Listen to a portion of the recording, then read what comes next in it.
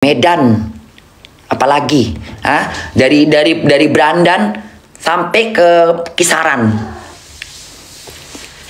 yang dibangun Pak Jokowi, nggak cukup itu, kereta api cepat, nggak cukup itu, Malaysia nggak punya kereta api cepat, Brunei nggak punya, Thailand nggak punya, Indonesia punya, bermanfaat lagi dipakai.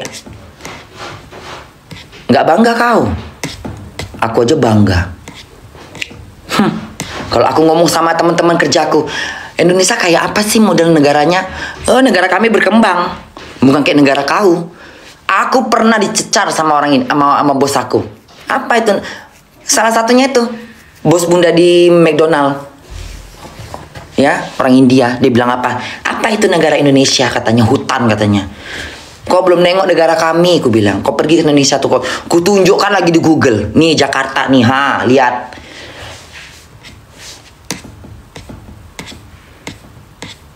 Dia bilang katanya Indonesia makan ini. Ada tuh bos bunda itu. Apa Indonesia? Orangnya tinggal di hutan katanya. Oh, negara kami lebih maju, lebih berkembang. Kau nggak nengok Jakarta, aku bilang.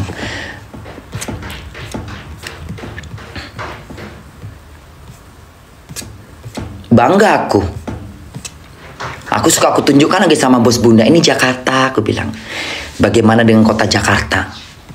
Ada kereta api cepat dan segala macam, PT Bengek.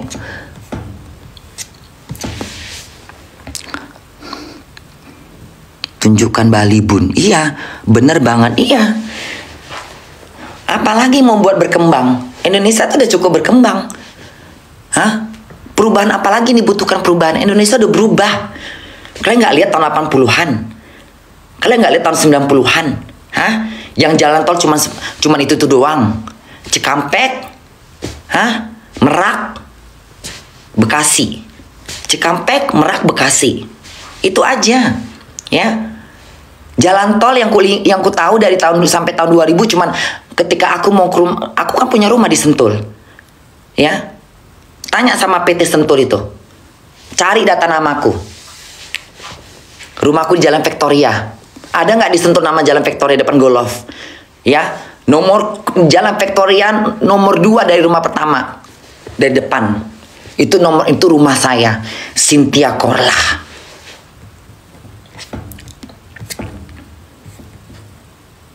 Cari. Tiap hari aku naik mobil jalan tol Jakarta Sentul, Jakarta Sentul, itu doang. Sekarang lihat, saat aku udah di Jerman, di Eropa, baru banyak jalan-jalan. Dulunya mana ada? Ke Jawa, lewat mana? Lewat gunung. Sekarang udah jalan tol. Curut nyampe ke Surabaya sono dalam hitungan cuman berapa jam doang penghitungannya. Makanya cepat makan makanan sampai ke Jakarta. Dulu ngantri panjang bener. Ya, tidur di jalanan tukang supir. Itu perubahan. Mau berubah kayak apa lagi? Mau jadi ke planet? Perubahan apa lagi mau berubah? Jakarta udah berubah. Indonesia udah banyak perubahan. Apa yang mau dirubah? Pola pikir yang dirubah. Bukan pembangunan yang dirubah. Pembangunan udah maju. Pola pikir yang berubah. Pola pikirnya yang dirubah. Jangan egois. Ya, jangan munafik. Jangan menyebarkan berita hoax. Jangan memfitnah. Pola pikir yang dirubah. Ya, bukan pembangunan yang dirubah. Mau perubahan apa lagi? Udah berubah semuanya. Jakarta udah berubah tuh. Wajah Jakarta. Ya, Indonesia udah berubah. Ya, siapa orang pertama yang membuat gebrakan untuk Jakarta berubah? Pak Ahok. Pak Ahok, dialah orang pemberi contoh. Motivasinya siapa? Pak Ahok. Dia buat semua berubah. Begitu dia jatuh tergeser masuk penjara, Anies yang maju. Anies meneruskan perubahan itu. Ya kan?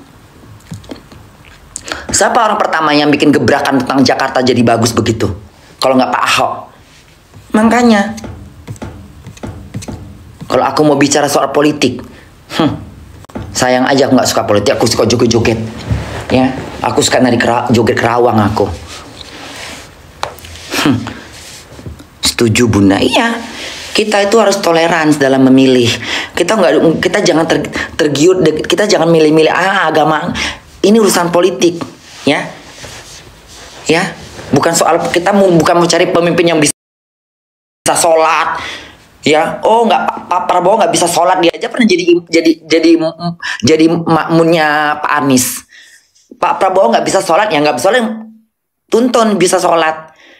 Ya, kita bukan cari pemimpin yang gila sholat mulu, mikirin rakyat dong, mikirin pemerintahan dong. Muhammad memerintahkan temannya, beberapa sahabat, pergilah ke negeri Basyar yang dipimpin oleh orang Nasrani. Kenapa dia suruh ke sana?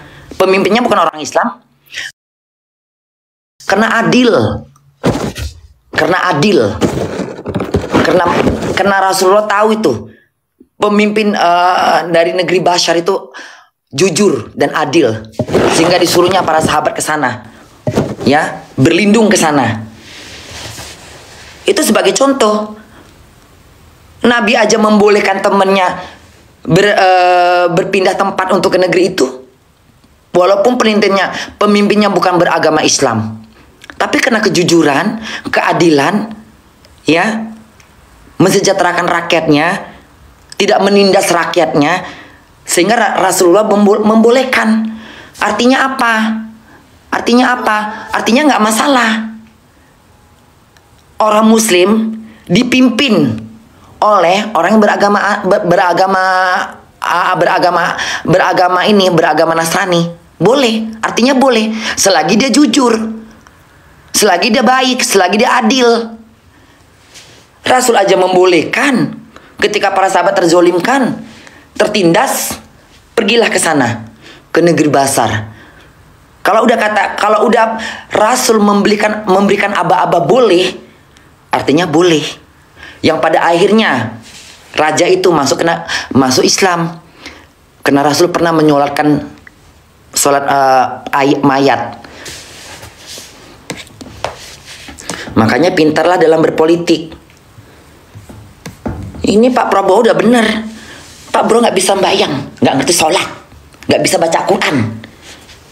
Dia aja pernah jadi makmunnya Pak Anies. Pak Anies jadi imam, dia di belakang. Jejak di kita nggak bisa dibohongin. Sibuk kali.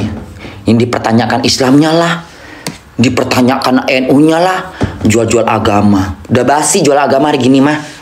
Ya, udah basi jual-jual agama. Masing-masing aja beribadah.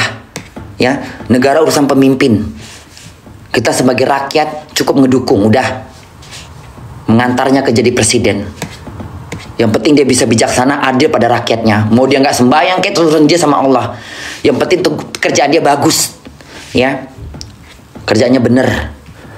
Ya. Kalau mau milih seorang ulama, cari yang bener. Itu baru boleh. Memilih ulama tapi nggak bisa sembahyang, sama aja bohong. Itu baru benar. Memilih pemimpin kok membawa agamanya. Aku hidup di mana? Aku hidup di negeri mana? Ikut di negeri Jerman. Jerman ini negara apa? Mayoritasnya apa? Ada yang nggak beragama, lebih banyak orang Nasrani. Tapi apa? Masjid banyak di sini berdiri. Adil, walaupun mayoritasnya agama Nasrani, tapi tetap ada masjid. Banyak pendatang-pendatang dari negara timur cari nafkah, jualan di sini. Adil, dapat uang pajak, dikasih sumbangan, dikasih sembako kalau lagi Covid. Adil. Ini urusan politik duniawi, bukan urusan agama. Lu mau perang? Mau perang kemana? Hah? Gunung Kawi.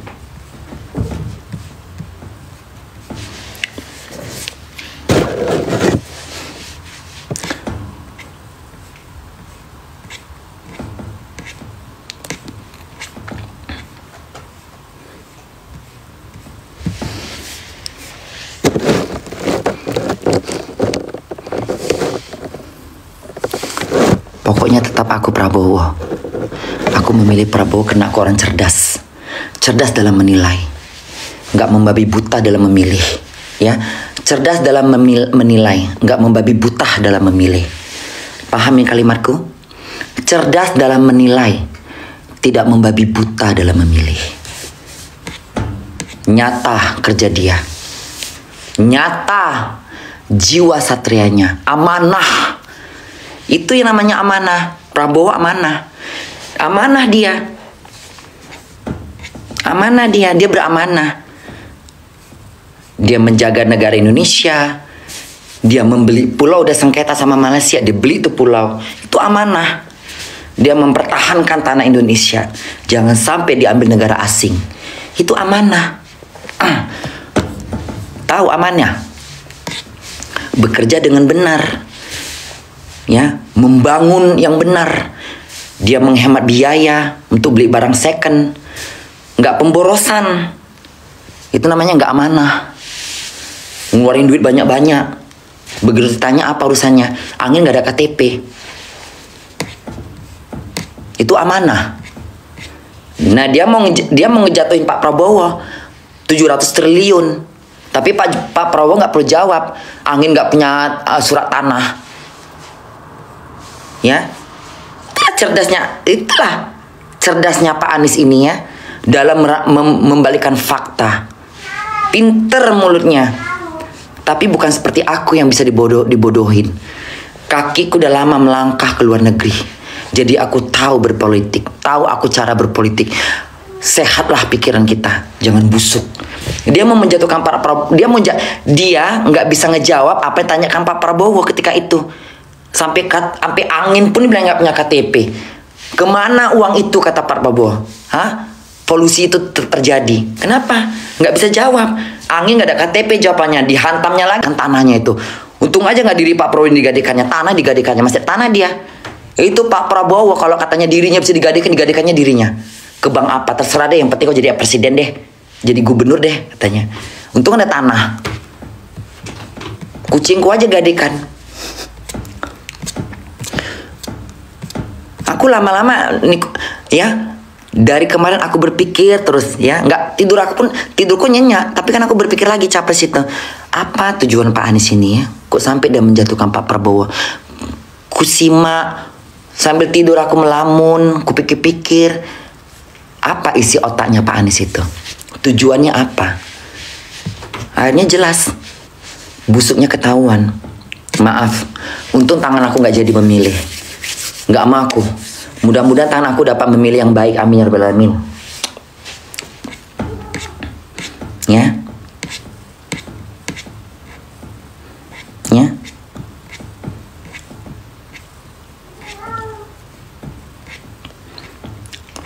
Makanya ya,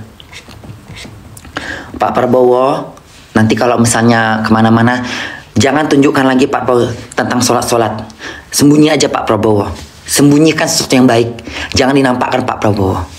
Udah bagus Pak Prabowo seperti itu. Rendah hati, rendah hati, tidak sombong, tidak menjudge kerjaan orang. Ya, Pak Prabowo tetap aja sayang kucing Pak Prabowo. Ya, Pak Prabowo tetap seperti diri Anda. Jadikanlah tetap diri Anda sebagai seorang prajurit. Ya, jangan berubah. Jangan berubah.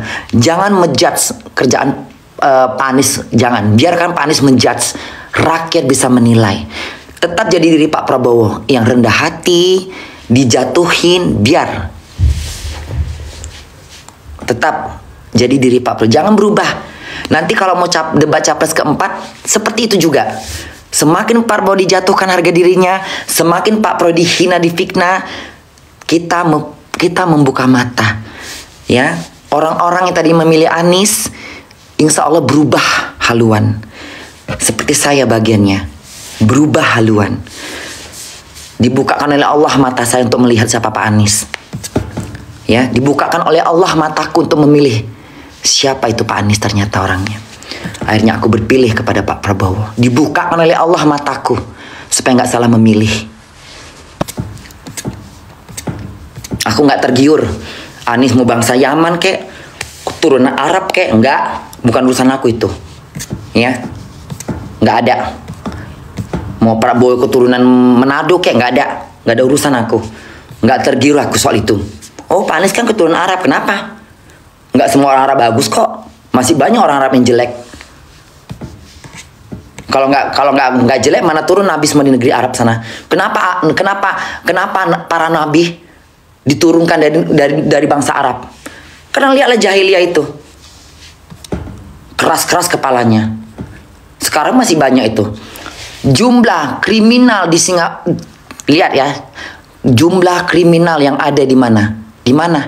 Di Paris. Dari bangsa apa? Maroko, Azari, tuh bangsa-bangsa Arab. Jumlah kriminal, ya, banyaknya manusia kriminal di Paris dari negara mana? Negara Arab, bangsa-bangsa itu yang muka-muka kayak Arab. Kenapa? Cari data, tanya kantor polisi sana.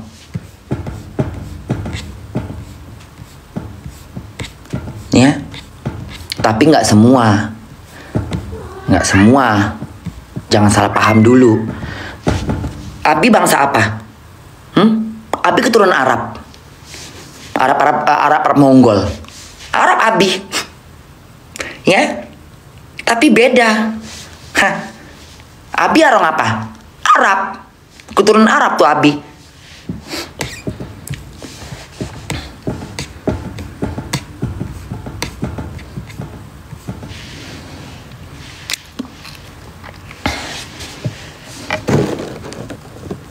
Bun, aku malas. Ya udahlah. Bye semuanya.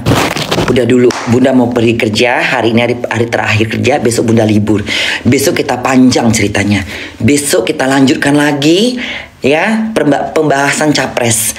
Tetapkan hati kalian pada pilihan kalian. Kalau kalian melihat sesuatu calon pilihan kalian nggak beres, maka jangan pertahankan itu. Berbaliklah.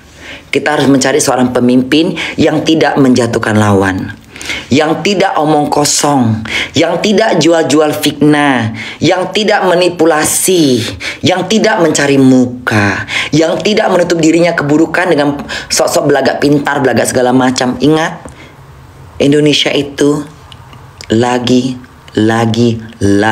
diincer, ya, dengan orang-orang yang ingin rakus jadi pejabat.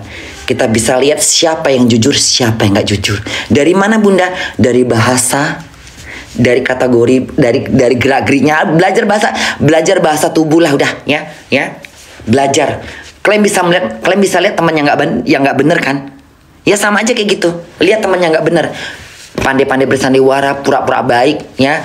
Pura-pura ngomongnya jujur segala macam, tapi nusuk dari belakang, pap, ditikamnya kau, ya kan?